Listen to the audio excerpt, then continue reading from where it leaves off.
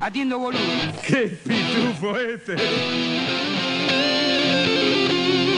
No si disfrutarlo, hermano.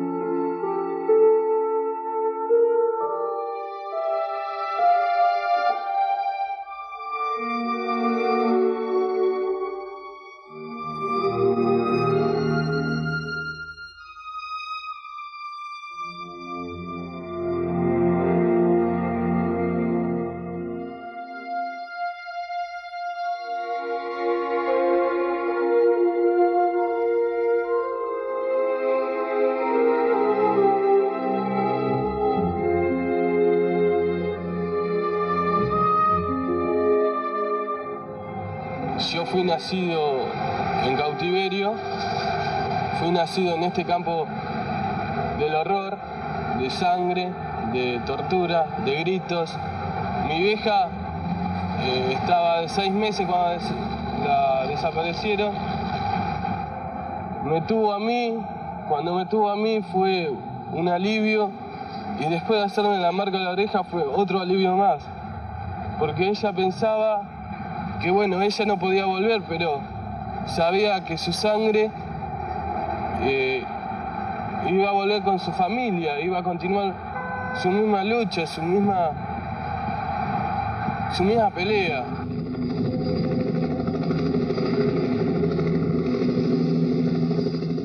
Almirante Emilio Eduardo Macera, resulta que usted está acusado de los siguientes delitos: 83 homicidios calificados, 523 privaciones ilegales de la libertad calificada, 267 aplicaciones de tormento, 102 robos agravados, 201 falsedades ideológicas de documento, 4 usurpaciones, 23 reducciones a servidumbre, 1 extorsión, 2 secuestros extorsivos, 1 supresión de documento, 11 sustracciones de menores, 7 tormentos seguidos de muerte.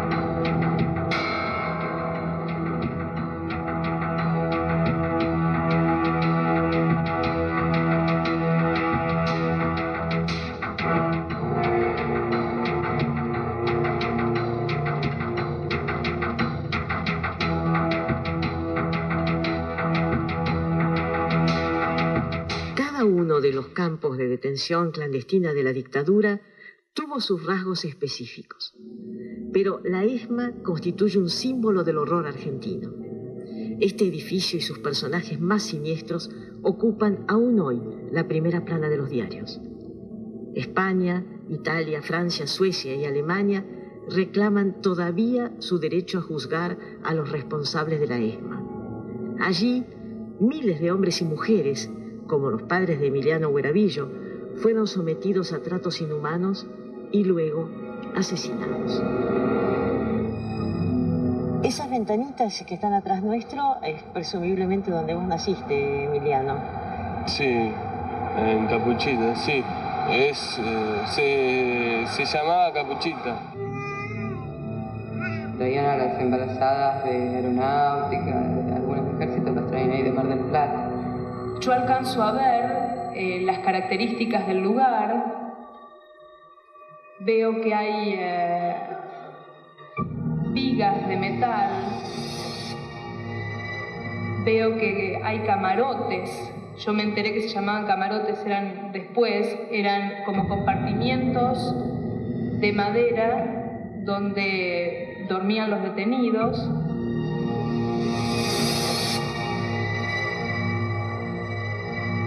Emiliano, por ejemplo, los chicos de tu edad, ¿te hablan de lo que te ocurrió a vos, de lo que pasó durante la dictadura? Muy pocos. Hay muchos chicos, como te estaba diciendo, que no sabían nada y parece que en la misma casa no se habla sobre el tema.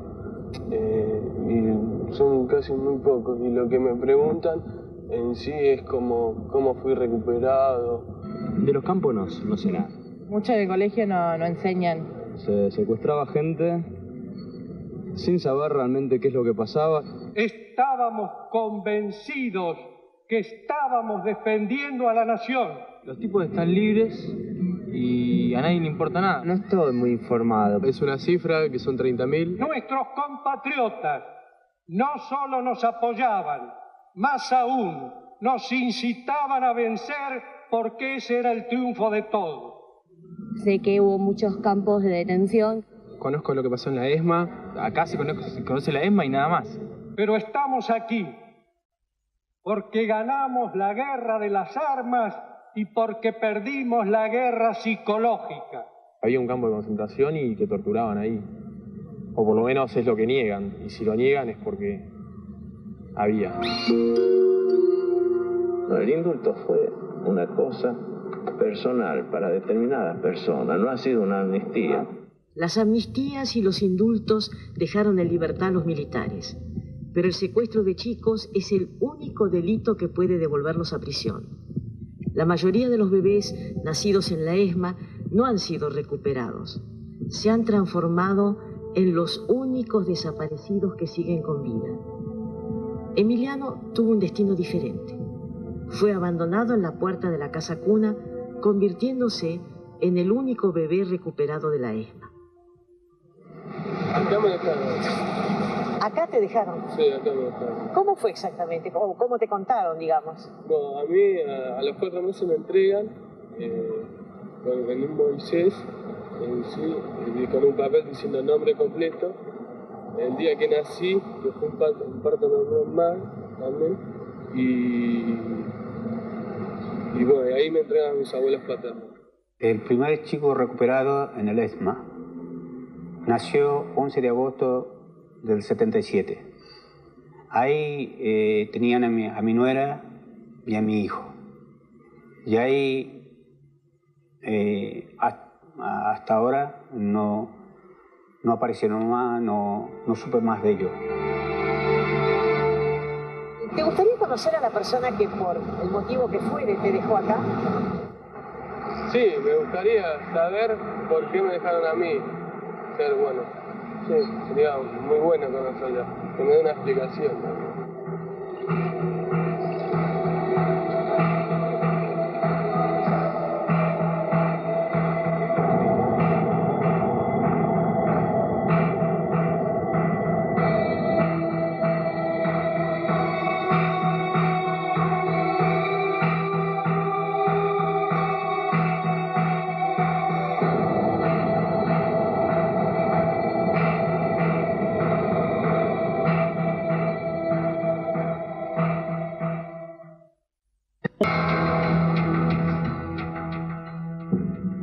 Señores, de pie, por favor. Por exigencia de las Fuerzas Armadas, el juicio a las juntas jamás fue difundido por televisión. Aunque la mayoría de los argentinos no pudo verlo, es en ese juicio donde mejor está contado lo que pasó en la ESMA. Vos sabés, Emiliano, que esto que estamos viendo es la versión original del juicio a los comandantes, con imagen y sonido, porque en su momento se emitió la imagen nada más. Es un documento histórico, es el juicio más importante del siglo en la historia de nuestro país. Y bueno, fueron como 530 horas y que nosotros hemos compendiado para el tema de la ESMA lo que nos parece más importante. Ahora, cuando lo mirás a este señor, a Macera, ¿qué sentimiento tenés? Mucha bronca, ¿cierto? Bronca y odio, pero bueno, como se empezó el juicio, ¿por qué no se continúa el juicio? Para mí es decir, verlo a Macera, no verlo en la calle, verlo en la cárcel, que siga la justicia. No es con las leyes que largó Alfonsín, son las leyes de audiencia de vida y punto final, y después el decreto de indulto de Menem. Yo pido, lo único que pido, la bronca que tengo y el odio es verlo porque lo veo en la calle. No lo veo en la cárcel. Con el peso de la ley. Con el peso de la ley, sí. Se llama al estrado a Jorge Carlos Radice. Señor, el tribunal lo ha hecho comparecer para recibir declaración que va a ser recibida sin juramento de decir verdad. Tome asiento. Nombre y apellido. Jorge Carlos Radice. Edad. 33 años. Estado civil. Soltero. Profesión u oficio. Militar retirado, comerciante en la actualidad. ¿Con qué grado retirado? Teniente de fragata. ¿Dónde desempeñó funciones entre el año 1976 y la fecha de su retiro? En el GT3.3, Escuela de Mecánica. Hombre de confianza de Macera e integrante de los grupos de tareas, Jorge Carlos Radice era uno de los marinos que hacían patria en los altillos de la ESMA. ¿En qué consistían las tareas operativas que usted tenía a su cargo? A mí la superioridad me fijaba un blanco y yo ejecutaba la orden impartida por la superioridad. Ese es el procedimiento. Soy un militar, o fui un militar. Me determinaban un blanco y yo accionaba las armas. ¿Qué es fijar un blanco?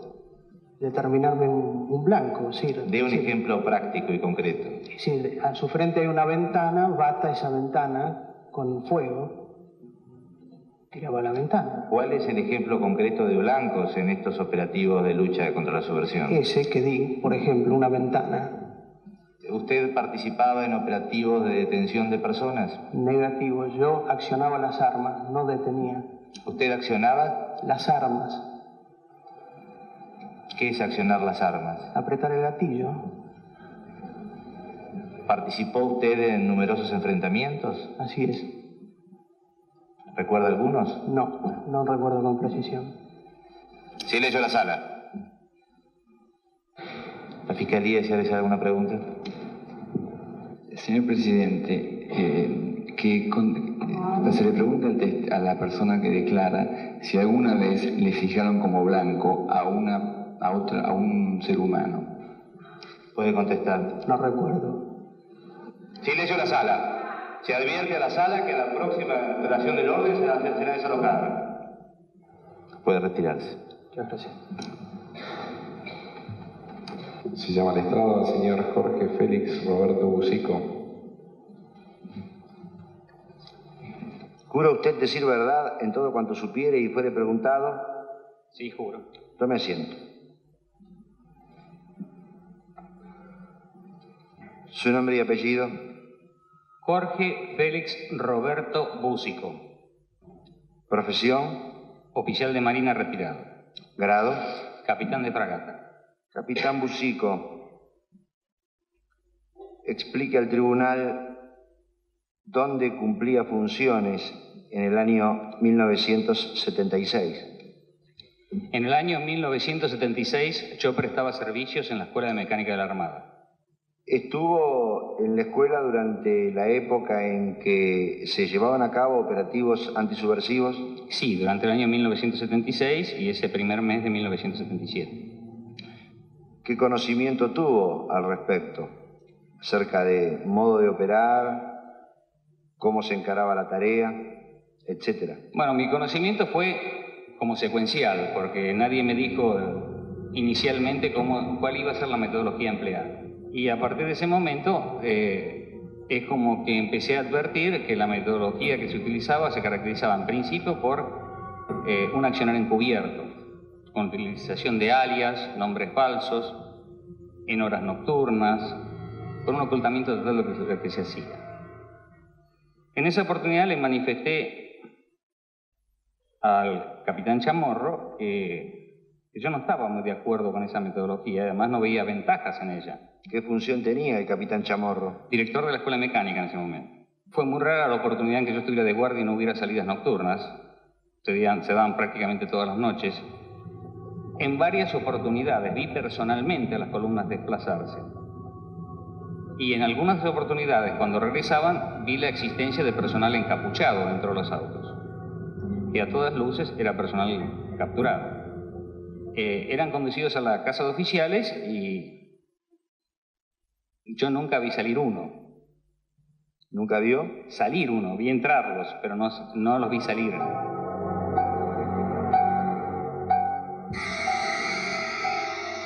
Los militares siempre negaron que hubiera listas de desaparecidos. Sin embargo, 2 sobrevivientes de la ESMA, Víctor Basterra y Carlos Muñoz, estuvieron en contacto con esos registros que todavía no han sido hallados.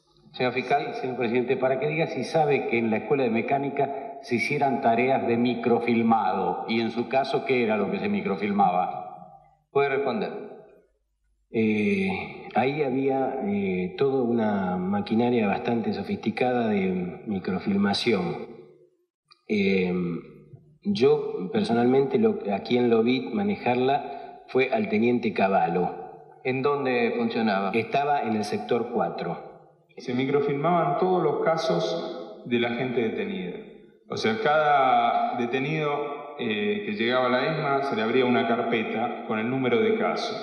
Esa carpeta contenía todos los antecedentes, todas las descripciones, todos los, digamos, lo que, y aparte de lo anterior, los antecedentes, lo que el secuestrado había escrito, y finalmente había una sentencia, había una hoja donde se abría el caso, decía a dónde había sido secuestrado, a qué organización o a qué grupo político pertenecía, quiénes habían participado del operativo de secuestro, en qué época, y finalmente la sentencia. La sentencia se sintetizaba en una T o en una L. La T representaba el traslado y la L la libertad.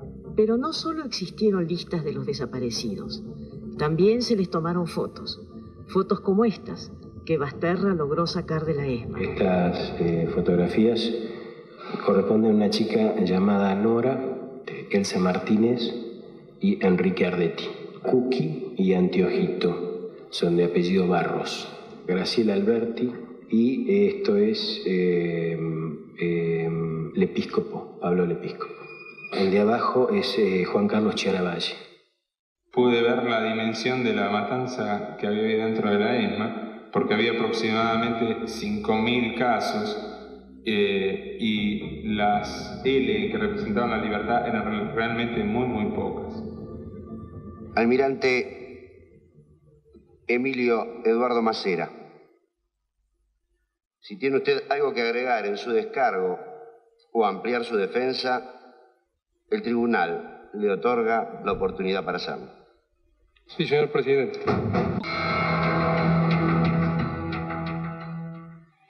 No he venido a defenderme.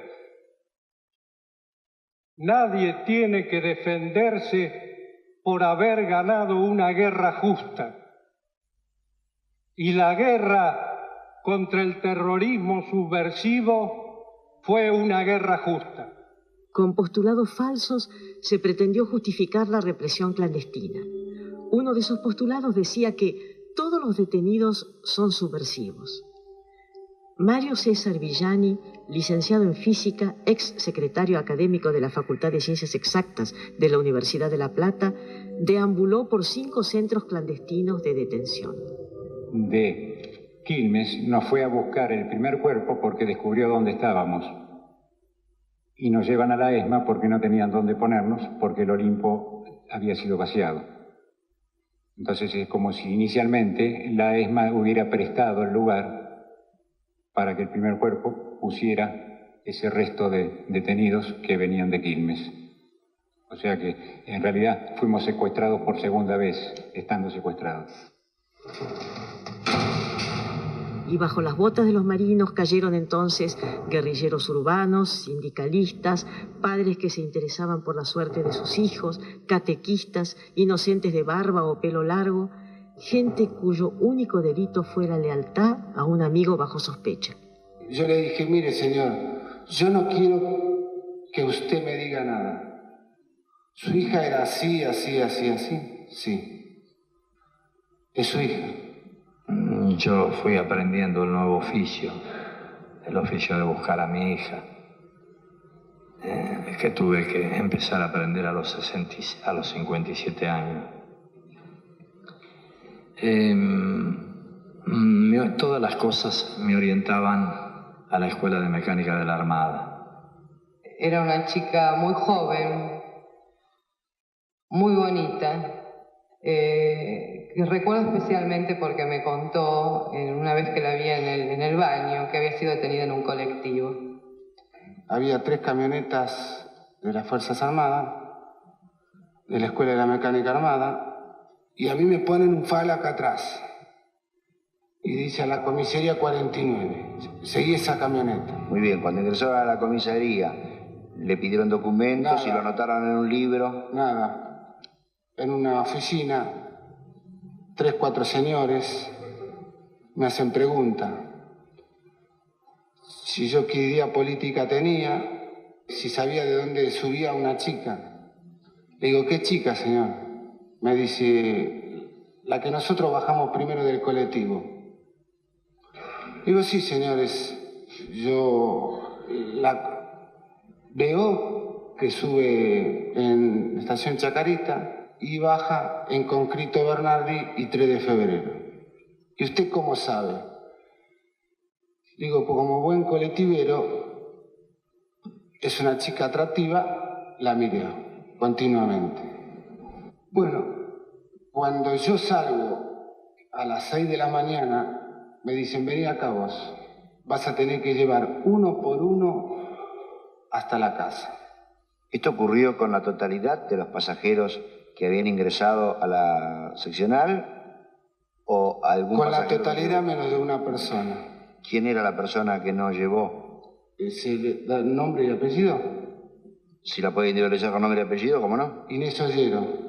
¿Qué pasó con ella? ¿Quedó ahí en la seccional? Sí. Quedó en la seccional porque yo no la vi salir. Lo que vi, que le hacían preguntas y se sentían gritos. En una circunstancia así tan especial, logré llegar a la entrevista con Chamorro. Me dice, véngase esta noche a la 1 de la mañana a mi despacho. Bueno, yo creí entender mal y le dije, usted me dice a la 1 de la mañana de esta noche. Me dice, sí, a la 1 de la mañana yo lo voy a estar esperando en mi despacho. Yo le dije, bueno, por las dudas avisen la guardia, porque a la 1 de la mañana no es muy agradable estar caminando hacia la puerta de la Escuela de Mecánica de la Armada. Efectivamente, fui a la 1 de la mañana a la Escuela de Mecánica de la Armada, pero no me recibió en su despacho. Me recibió en lo que ya hoy se conoce como casa de oficiales o casino de oficiales.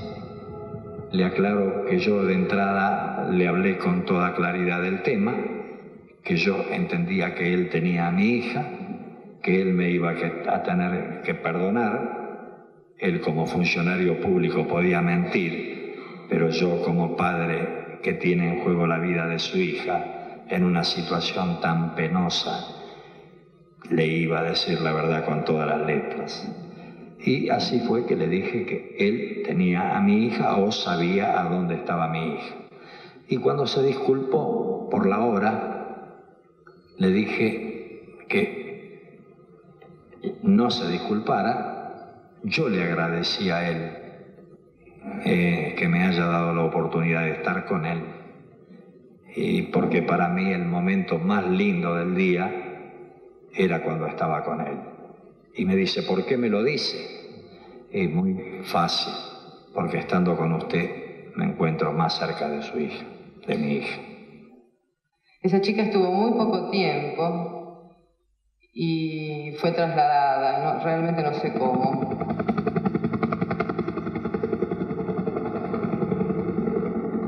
Se les había descompuesto la picana y me vinieron a pedir, y no era una orden, que la arreglara. Yo le dije que no quería hacer ese trabajo. Dijeron, bueno, está bien. Y a partir de ese momento empezaron a utilizar para esa misma función lo que se llama un varivolt, que es un transformador variable que se enchufa en la línea de 220 y permite obtener tensiones desde 0 volt hasta 240, 280 volt. Y utilizaron eso como medio de tortura, pero ese es un medio muy dañino que deja serias marcas, quemaduras. Tuve un paro cardíaco y me atendió una persona que luego reconocí como un detenido que había ahí. Me golpearon mucho el pecho para que reaccionara y dijo que, dada mi condición, podían seguir efectuando la tortura. Entonces, finalmente, después de, no sé, un X tiempo, 1 mes, 2 meses, 3 meses, no sé, dije, tráiganme la picana que yo se las voy a reparar. Lo que no les dije es que le coloqué un capacitor de menor valor que el que tenía originalmente, de mucho menor valor, de manera que yo sabía que la chispa iba a salir con mucho menos energía. ¿Su nombre y apellido? Andrea Marcela Krichmar. ¿Estuvo usted en la Escuela de Mecánica de la Armada después del año 1976 por algún tipo de circunstancia personal? Sí, fui invitada a un almuerzo porque era amiga de la hija del señor Chamorro. ¿Tuvo ocasión de de recorrer la escuela? Sí, en un auto me llevaron a recorrer la escuela. Durante esa recorrida por la escuela y su permanencia en ella, ¿pudo apreciar alguna circunstancia que le llamara la atención, particular o especial? Durante la recorrida no, pero en el momento en que estábamos en una sala donde había un billar, a través de una ventana pudimos ver cómo descendían a una mujer encapuchada y encadenada de manos y piernas de un Ford Falcon, mientras 2 hombres la apuntaban. ¿Preguntó al señor Chamorro o a la hija de o a alguien a qué obedecía eso que usted acababa de ver? En ese momento sí le pregunté a Berenice qué pasaba, ¿no? Y recuerdo que ella me mencionó si había visto alguna vez la serie SWAT y me dijo que hacían algo similar, como que perseguían a la gente en patrullas y las detenían. A mí me llevan en lo que después sé que es la SWAT, que es una especie de camioneta donde adentro hay como 2 camas y algunos aparatos, no sé muy bien qué eran. Esa camioneta se hizo dentro del taller. Es una camioneta común, lo único que tenía era 2 camastros, unas baterías y 2 criques hidráulicos que fijaban la caja al piso. Me habían llevado en un camión que le decían SWAT. En la ESMA se ensayaron distintas maneras de aniquilar a los opositores. Los grupos de tareas se complementaron con los vuelos de la muerte y la supuesta recuperación que consistía en convertir a los antiguos enemigos en colaboradores. El campo de concentración más activo de la dictadura llegó hasta a tener su propio diccionario. Había aparecido con todo esto toda una jerga, palabras que no existían antes de que se emprendiera esta acción. Chupar, tabicar, y apareció la expresión mandar para arriba. Se sabe que a esas personas se les aplicaba un tranquilizante que ellos llamaban pentonaval. Ellos no precisaban qué significaba el traslado. Ellos decían, te metemos un pentonaval y te vas para arriba. Te vas para arriba, te vas para arriba, te vas para arriba.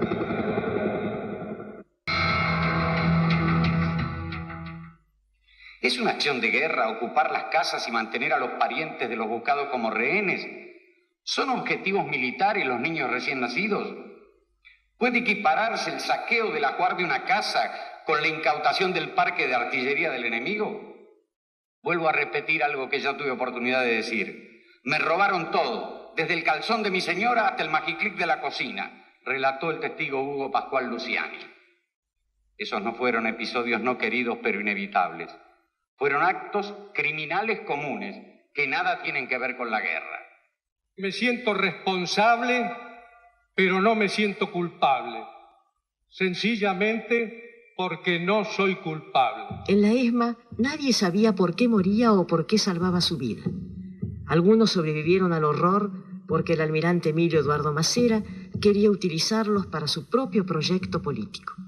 Durante mi permanencia en la Escuela de Mecánica pude apreciar que lo que existía allí no era un centro de recuperación, como ellos lo llamaban, sino que se trataba de un intento de construir un grupo de apoyo al plan político del almirante Macera con mano de obra esclava, podría calificar. ¿Usted sabe en qué consistía ese proyecto político? Sí, la intención del almirante Macera era, para decirlo en buen criollo, él quería ser otro Perón. Mis jueces disponen de la crónica, pero yo dispongo de la historia. ¿Tuvo ocasión usted de conversar con el almirante Macera?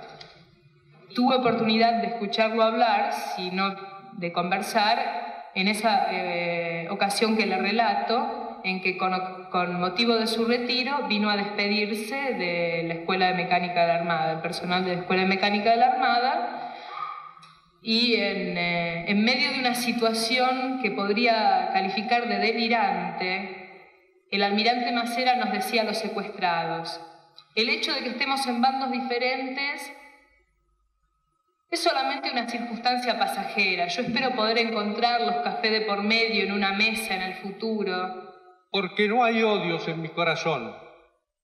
Hace tiempo que he perdonado a mis enemigos de ayer y a mis flamantes enemigos que no han podido sustraerse a la compulsión que vivimos. Escuchar eso y volver a Capucha y ver gente torturada, tirada en el piso en medio de roedores, en condiciones terribles, y que Macera nos hablase de socialdemocracia y de justicia, era una cuestión...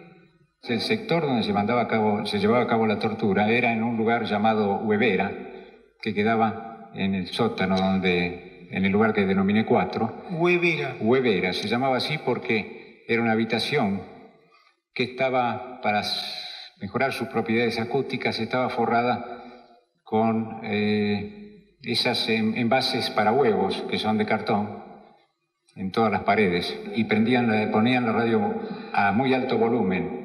Digamos, era un indicio de que podían estar torturando en la Huevera. ¿Y describió todos los lugares en los que estuvo en la Escuela de Mecánica o le quedó alguno por describir? Hablé de Pecera, de Capucha, de Capuchita, de 4, que conocí durante una extraña situación, que fue fin de año de 1979, en la cual nos agasajaron con una comida. Otra característica de la ESMA fue la intensa conexión entre víctimas y victimarios, tanto en términos de colaboración con los represores como en la formación de parejas. Jorge Carlos Radiche conoció en la ESMA a una oficial montonera, con la que tuvo 2 hijos. Alfredo Astiz, responsable del secuestro y muerte de las monjas francesas Alice Domont y Leonie Duquet, y de la adolescente sueca Dagmar Hagelin, también estaba enamorado de la prisionera Silvina Lavairo.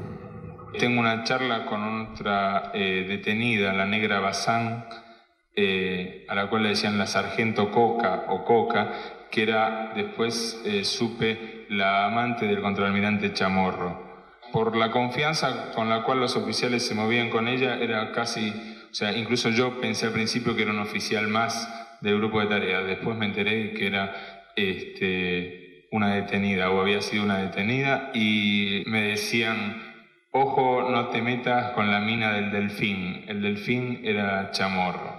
Los ex prisioneros de la ESMA tienen la certidumbre de no haber sobrevivido, sino de haber resucitado, de no haberse salvado de la muerte, sino de haberla atravesado, como se atraviesa un territorio desértico, inacabable, de no ser sobrevivientes en suma, sino fantasmas de un pasado cada día más presente. ¿Fue usted privado de su libertad? Así es. ¿En qué fecha? El 10 de agosto de 1979. ¿Hasta qué fecha? Hasta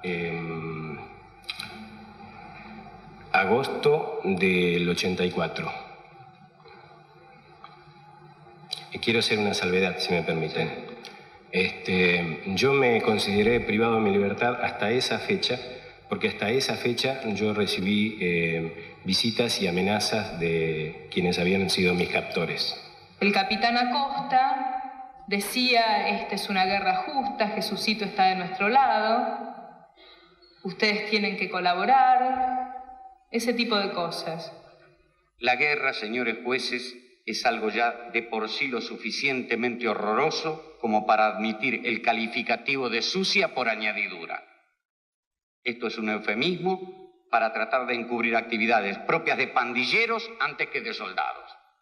El entonces capitán Chamorro me autorizó a que yo acompañara al mayordomo de oficiales al altillo.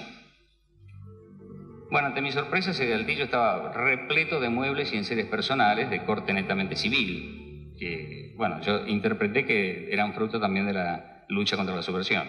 Otro proyecto que hubo en algún momento en la ESMA y que muestra el grado de locura que tenían los marinos fue que aproximadamente en abril nos dicen que había que hacer plata chilena, o sea que había que falsificar dinero chileno. Nos dijeron que hiciéramos un presupuesto, que eso era orden del COARA. El COARA es el Comando Armada Argentina, y que era una operación secreta que no lo tenía que saber nadie. Fundamental, o sea, por suerte la operación fundamentalmente, o sea, la dejaron de lado porque dicen que no podían conseguir el papel, pero creo fundamentalmente que nadie garantizaba de que de ese hecho nosotros quedáramos vivos. Los marinos intentaron conducir su propia política exterior desde el centro piloto de París. La diplomática Elena Hollenberg y el empresario Marcelo Dupont fueron asesinados porque sabían demasiado sobre las actividades de Macera en el exterior. Y yo le pregunto si es verdad lo que había visto en el diario Le Monde, lo que había sido publicado sobre una reunión de Macera con los montoneros y con Filmerich. Y ella me dijo, no solo es verdad, sino que se les entregó una suma, 1.200.000, 1.300.000, no recuerdo bien, una suma superior al $1.000.000. Y me dijo que lo podía probar.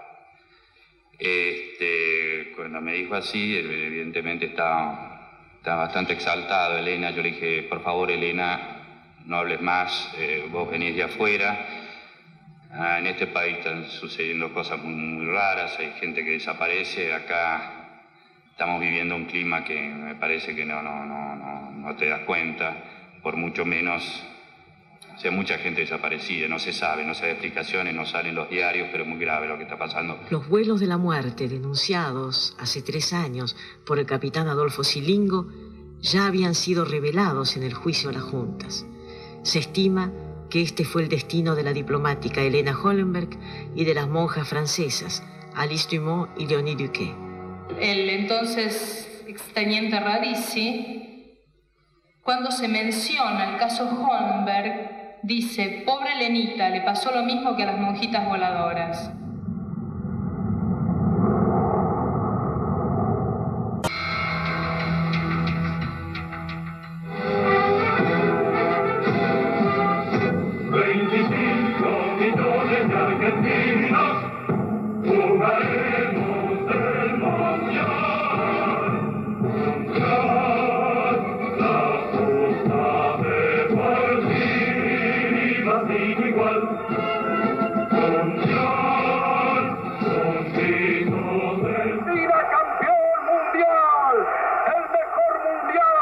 Organización extraordinaria.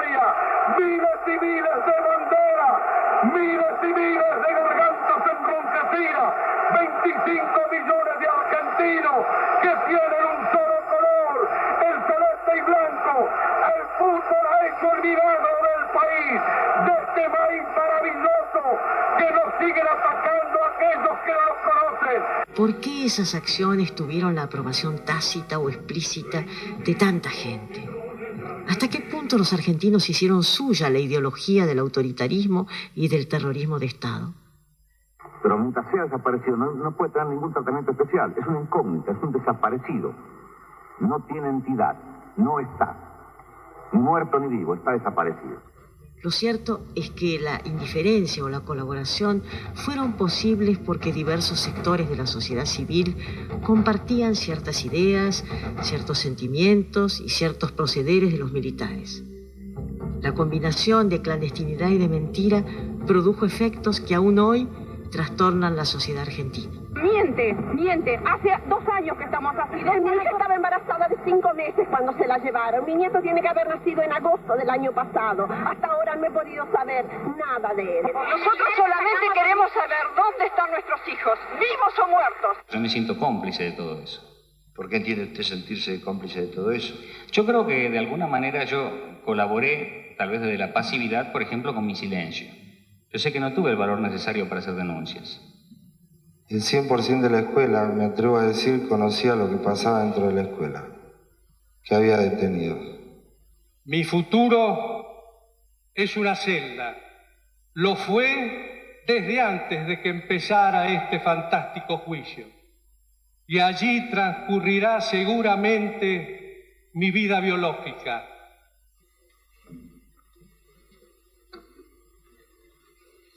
Señores jueces,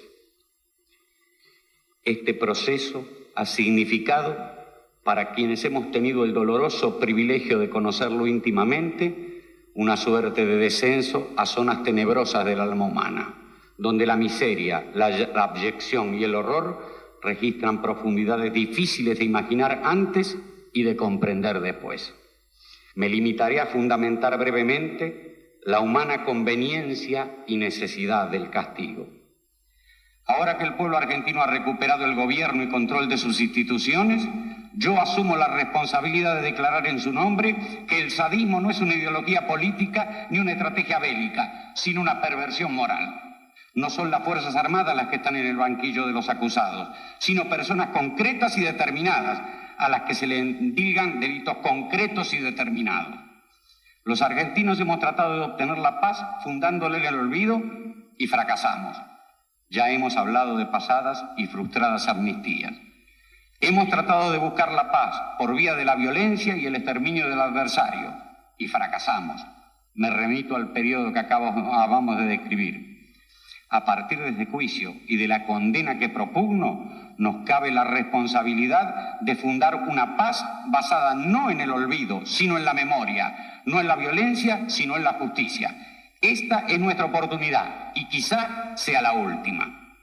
Señores jueces, quiero renunciar expresamente a toda pretensión de originalidad para cerrar esta requisitoria. Quiero utilizar una frase que no me pertenece, porque pertenece ya a todo el pueblo argentino. Señores jueces, nunca más. Silencio en la sala.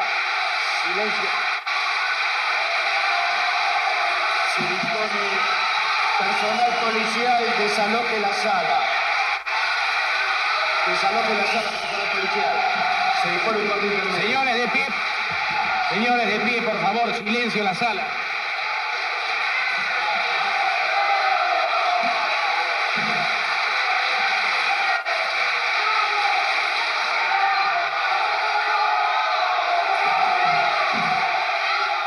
El juicio fue un acontecimiento histórico que marcó para siempre la vida de la sociedad argentina.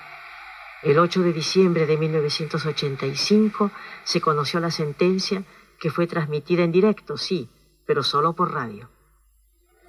Se ha demostrado que, pese a contar los comandantes de las Fuerzas Armadas que tomaron el poder el 24 de marzo de 1976, con todos los instrumentos legales y los medios para llevar a cabo la represión de modo lícito, nunca debió evadirse del marco de la ley.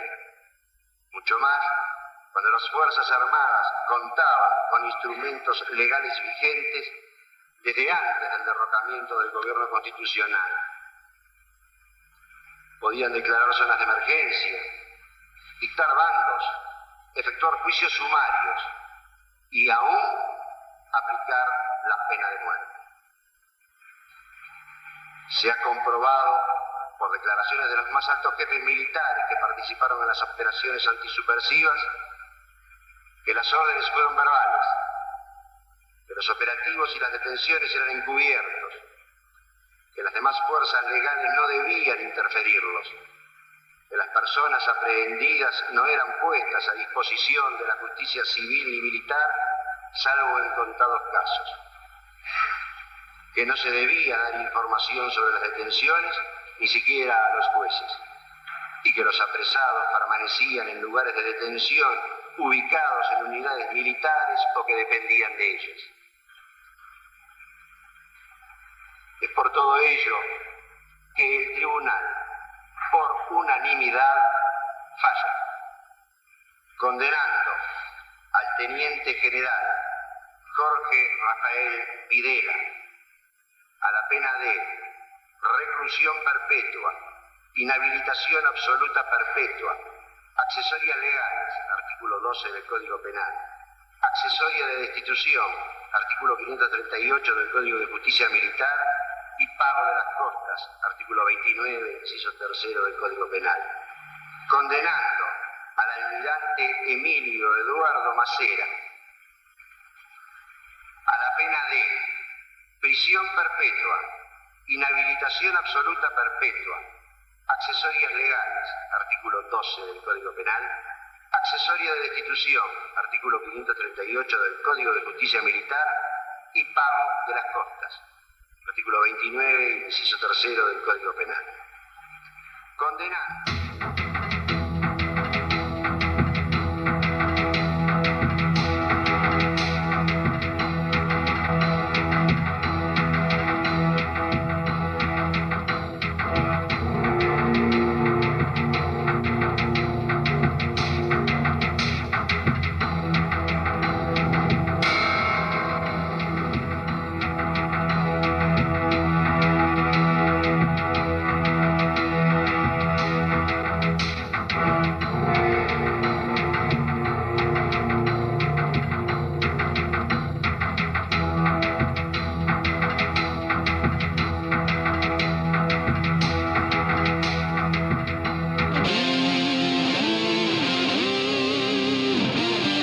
Atiendo, boludo. ¡Qué pitufo este! Yo soy diputado, hermano.